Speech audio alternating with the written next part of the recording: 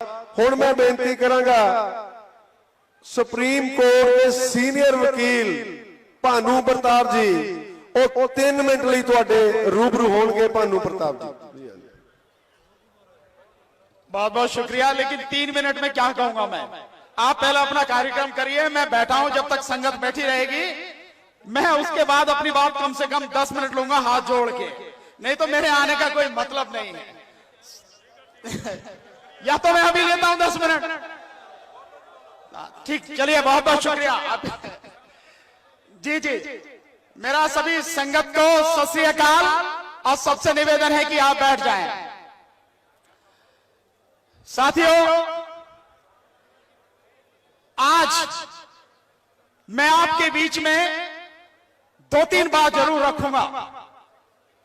एक बात, 1947 के बाद पहली बार ऐसा हुआ है कि किसी भी आंदोलन को सुप्रीम कोर्ट की बार ने समर्थन किया हो। यह पहली बार देश की सुप्रीम कोर्ट की बार ने, हमारे जो अध्यक्ष हैं बार के, सुप्रीम कोर्ट बार के दुष्यंत दबे साहब, उन्होंने आपको सपोर्ट किया है और पूरी तरह से हम एडवोकेट आपके साथ में हैं। दूसरा, जो हमारी दिल्ली की बार काउंसिल है, 60,000 के लगभग एडवोकेट उसमें रजिस्टर्ड हैं।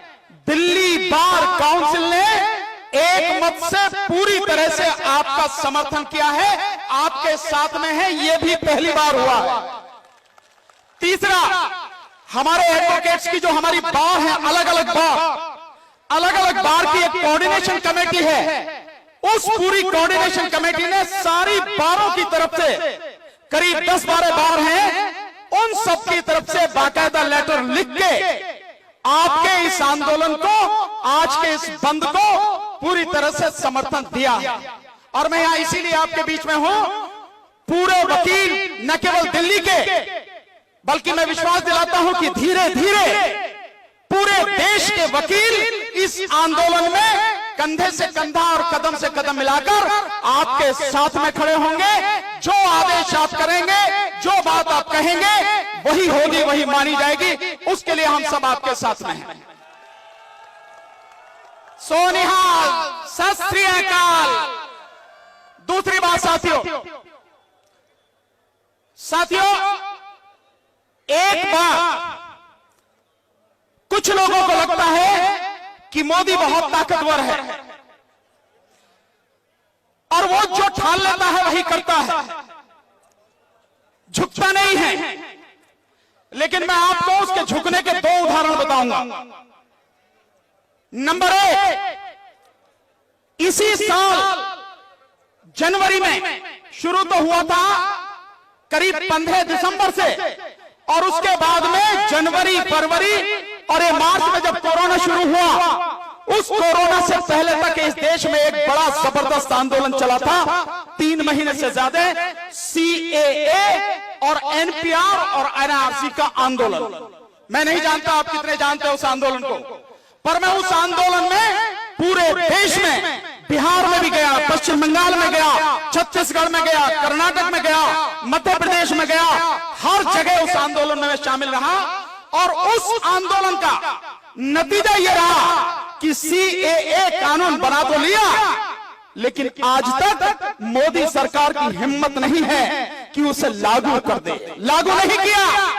अगर तुमने कानून बना लिया, तुमने राष्ट्रपति के साइन भी उस पर करवा लिए, नोटिफिकेशन भी आपने कर दिया, तो 56 इंच का सीना है तो लागू करके दिखाना, पता लग जाएगी औकात कितनी है। इसलिए तो आपको चिंता करने की जरूरत नहीं है, इनमें बिल्कुल दम नहीं है। और उसके बाद ये आंदोलन पहली बार इतना मजबूती के साथ में खड़ा हुआ है कि अंदर से पूरी सरकार हिल रही है।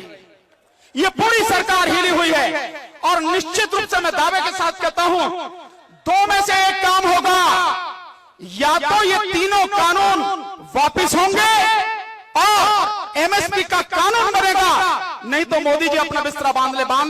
मोदी सरकार का सफाया होगा इस बार। ये आंदोलन अब केवल पंजाब और हरियाणा का आंदोलन नहीं है, ये आंदोलन पूरे पूरे देश का आंदोलन है, क्योंकि इस व्यक्ति ने आके, इस चौकीदार ने आके इस देश का बेड़ा गर्क कर दिया, इस देश के 35 करोड़ लोगों को बेरोजगार कर दिया। और अब इस बार जब उठे हैं तो अब इसका पत्ता साफ करेंगे, नहीं तो इसके घुटने तोड़ कर ही उठेंगे यहां से, इससे पहले रुकेंगे नहीं। ये लड़ाई है, ये आर पार की लड़ाई है। हमारे बीच में बहुत से लोग घुसाए गए हैं, बहुत से दलाल सरकार के घूम रहे हैं, जो ये बात कहते हैं कि हमें एमएसपी की बात, केवल एमएसपी की बात नहीं करनी है, एमएसपी का तो कानून चाहिए। एमएसपी बढ़ा के आप दो, उसका कोई मतलब नहीं है। एमएसपी जो है, तुम जिसकी घोषणा कर रखी है, क्या वो एमएसपी आप दे रहे हो? नहीं दे रहे ना। जो एमएसपी 23 फसलों की सरकार ने घोषित की है, आज भी किसान की 30 से लेके 50% नीचे बिक रही है। तो तुम एमएसपी जो तुम्हारा, जो जिसकी बात कह रहे हो, वो मिल ही नहीं रही, तो एमएसपी का मतलब क्या है?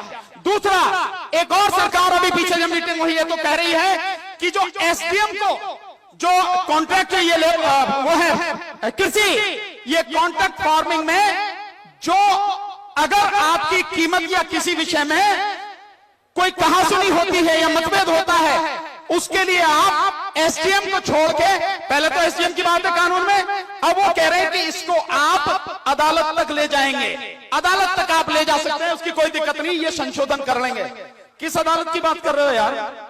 जिस अदालत में चीफ जस्टिस जब वहां बैठा होता है तो मोदी के इशारे पर काम करता है और रिटायर होने के बाद में राज्यसभा का मेंबर बनता है, उस अदालत की बात कर रहे हो?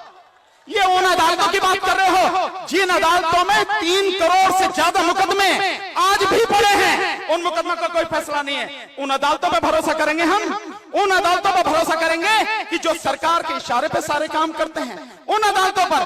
कोई अदालत नहीं चाहिए हमें, कोई एसडीएम नहीं चाहिए हमें चाहिए सीधे सीधे, और बात करने की भी कोई जरूरत नहीं है। हम संशोधन नहीं मांग रहे, हम मांग रहे हैं कानून वापस लो, एमएसपी को कानूनी दर्जा दो, उसके बाद तुम्हारी हमारी लड़ाई खत्म। सिर्फ इतना मांग रहे हैं। लेकिन इससे कम पे सरकार जो सारी चीजें कर रही है, आपकी मेरी समझ में आ रही है। इन दलालों से भी हमको सावधान रहना है। दूसरी, साथियों, ये आज की बात नहीं है, ये मोदी सरकार ने कोई आज ये काम नहीं किया। किसान तो आज पहली बार सड़क पर आए हैं, लेकिन किसानों को, इस देश के हर व्यक्ति को, इस देश के हर समाज को बर्बाद करने का, उसे पूरी तरह से मिट्टी में मिलाने का काम इस सरकार ने 2014 के बाद ही शुरू कर दिया था। और उसका सबसे पहला और सबसे घिनौना काम था नोटबंदी कानून। आप जानते हैं ये किस लिए लाया गया? ये इसलिए लाया गया कि अगर व्यक्ति मजबूत 2-3 तरीके से होता है। नंबर 1, उसके पास में एजुकेशन हो। इन्होंने एजुकेशन का बेड़ा गर्क कर दिया। व्यक्ति पढ़ा लिखा होगा, समझदार होगा, लड़ सकेगा, चीजों को समझ सकेगा, क्योंकि ज्ञान ही, नॉलेज ही सबसे बड़ी ताकत है, इसके मुकाबले में कोई ताकत नहीं है। तो शिक्षा का बेड़ा गर्क किया इन्होंने। दूसरा, इन्होंने लोगों के पास में पैसा हो, वो पैसा इन्होंने निकलवा लिया। हमारी माताएं बहनें जो परिवार के लिए, बस मैं 2 मिनट में खत्म कर रहा हूं, आपकी बात समझ गया मैं, जो माताएं बहनें हैं उन तक का पैसा इन्होंने निकलवा लिया। तो व्यक्ति को शिक्षा से कमजोर कर दो, व्यक्ति को पैसे से कमजोर कर दो। और आज की हालत यह है, सरकार अपने हिसाब से कहती है, अपने आप कह रही है, मैं नहीं कह रहा, मोदी सरकार कह रही है, 80 करोड़ लोगों को इस देश में 5 किलो अनाज, 1 किलो चना दे रही है। मतलब यह है कि 80 करोड़ लोगों को भिखारी इसी सरकार ने बना दिया। और अब ये सरकार किसानों को भी भिखारी बनाने पर तुली हुई है। इसीलिए जो नोटबंदी लाई गई, पैसे से लोगों की कमर तोड़ने के लिए लाई गई। और उसके बाद में जो ये कानून लाए गए हैं, ये कानून केवल किसान को नहीं, पूरे देश को पूरी तरह से बर्बाद करने के लिए ये कानून लाए गए हैं। तो ये जो चौकीदार समझता है ना कि हमें नहीं मालूम, हमें सब मालूम है, लेकिन तेरा पाला अब के सही जगह पड़ा है। अब के तुझे तेरी औकात पता लग जाएगी। अब तक तेरे सामने कोई ठिकाना नहीं था, हालांकि सीए वालों ने तेरी औकात तुझे याद दिला दी। पर इस बार चाहे कुछ हो जाए, इससे कम पे समझौता नहीं होना चाहिए। क्योंकि मैं कह रहा हूं आपके साथ में केवल आपके किसानी नहीं है, मजदूर आपके साथ में है, छात्र आपके साथ में है, वकील पूरे आपके साथ में है, हर कोई आपके साथ में खड़ा है। और इसको जो अहंकार है ना कि जो मैं कर दूंगा वही हो जाएगा, वो अब नहीं चलेगा। और चाहे तो कितनी भी कोशिश कर ले, एक सवाल से कह के एक बात कह के खत्म करूंगा। आपने कभी यह सोचा है कि देश के प्रधानमंत्री को देश की सेना को अपने हाथ में लेने की क्या जरूरत है? सोचा है कभी आपने? इसलिए क्योंकि अब तक संविधान के अनुसार देश के राष्ट्रपति सेना के तीनों अंगों के प्रमुख होते थे, लेकिन इसने क्या काम किया? सेना के तीनों अंगों के ऊपर एक of CDS chief of defence staff बना दिया, और जो इस समय जनरल बिपिन रावत है, और चीफ ऑफ डिफेंस स्टाफ को यानी सीडीएस को सीधे सीधे अपने प्रति उत्तरदायी बना लिया। इसका मतलब यह है कि जो चीफ ऑफ डिफेंस स्टाफ है वो राष्ट्रपति के प्रति जो है जवाबदेह नहीं है, वो प्रधानमंत्री के प्रति जवाबदेह है। इसका मतलब साफ हो गया, सेना सीधे सीधे प्रधानमंत्री ने अपने हाथ में ले ली। तो आप नहीं सोचेंगे, एक सवाल आपके मन में नहीं आना चाहिए कि प्रधानमंत्री को सेना सीधे अपने हाथ में लेने की क्या जरूरत है जब राष्ट्रपति के हाथ में है? तो इस तरह से एक तरह से संविधान खत्म कर दिया। बहुत सी बातें हैं, बहुत लंबी बातें हैं, कभी मौका आपने फिर दिया, निश्चित रूप से आपके बीच में एक एक करके सारी चीज इस 56 इंची चौकीदार की आपको बताऊंगा और गिनाऊंगा आपको, और आपके साथ हर समय कदम से कदम मिलाकर रहेंगे। हम सब लोग आपके साथ में रहेंगे। लड़ाई को लड़िए, पूरी ईमानदारी से लड़िए, और जीत कर ही यहां से उठेंगे। हालांकि मेरा एक मानना था, और मैं हमेशा, हम लोग लगातार उसके लिए आंदोलन कर भी रहे हैं। इस आंदोलन में अगर ईवीएम भी जुड़ जाता, ईवीएम भी इस आंदोलन में जुड़ जाता, तो इस आंदोलन का आधार इतना व्यापक हो जाता कि इसके घुटने टूटने जरूरी थे और बहुत जल्दी टूटते। कोई बात नहीं, हम लोग ईवीएम का आंदोलन कर रहे हैं, क्योंकि आप माने ना माने, लेकिन चौकीदार जो बैठा है प्रधानमंत्री बनके, ईवीएम से हमारी वोटों को लूट कर ही ये यहाँ पे प्रधानमंत्री बना बैठा। अन्यथा पूरी बीजेपी और बीजेपी के जितने भी साथी हैं, इनकी औकात नहीं है कि 543 लोकसभा सीटों में से ये 100 सीट भी जीत कर आ जाएं। देश का 20% व्यक्ति इनके साथ में है, 80% इनके विरोध में है। इसलिए हमको संभल के चलना है, बहुत धैर्य से चलना है। जैसे हमारे किसान नेता हमें आदेश देते रहे, उनका सम्मान करते हुए चलना है। बहुत बहुत शुक्रिया। संगत ने मुझे समय दिया, मंच पर बैठे सभी साथियों ने मुझे समय दिया। मेरी बात ध्यान से सुनी, आपके बीच में जब आऊंगा फिर भी अपनी बात रखूंगा। बहुत बहुत शुक्रिया।